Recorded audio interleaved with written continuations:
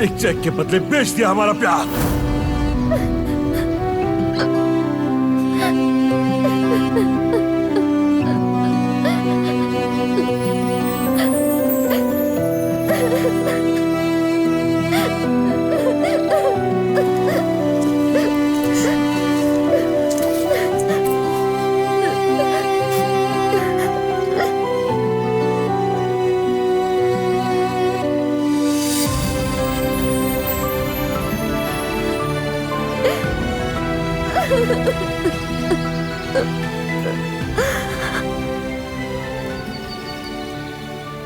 गुल,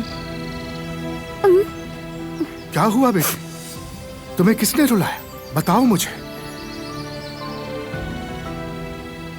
कुछ नहीं चाचा, बस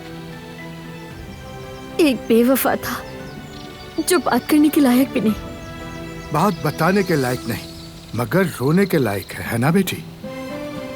असल में चाचा, मुझे तो रोना भी नहीं चाहिए था। क्या करूं, मैं बर्दाश्त नहीं कर पाई। इतना धोखा मिला है तो यकीनन चाहा भी बहुत होगा। हाँ, बहुत चाहा, जबकि वो इसके लायक नहीं था। मैं भी बेवकूफ बनती रही। मैं समझती थी वो मुझे चाहता है, लेकिन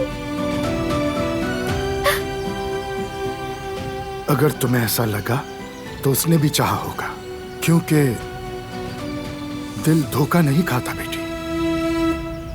अगर ऐसा होता तो यकीन करता, एतमाद करता, ना कि किसी की भी बातों में आकर वो मेरे साथ ये करता। दिल धोखा नहीं खाता, मगर दिमाग धोखा खा लेता है। और उसने अपने दिल की नहीं बल्कि दिमाग की सुनी। इंसान है आखिर, गलती हो जाती है, लेकिन वो पछताएगा।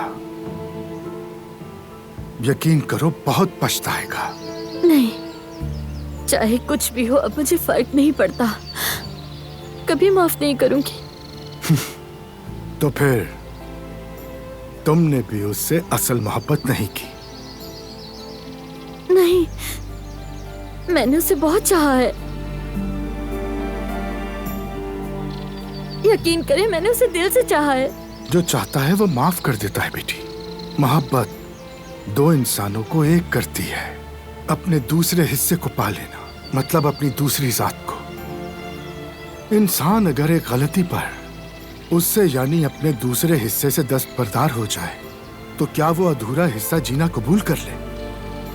सच्ची मोहब्बत का गुस्सा तिनके की आग की तरह होता है। एक प्यार भरा लफ्ज, एक नर्म निगाह सब कुछ बुझा देती है। देख लेना, तुम्हारे दिल की भी आग बिलाखिर बुझेगी। बस दिल से दरवाजा खोलो।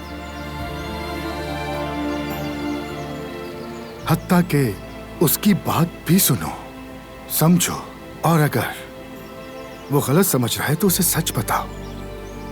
तभी टूटेगी वो दीवार जिसे तुम नाकाबिले उबूर समझती हो।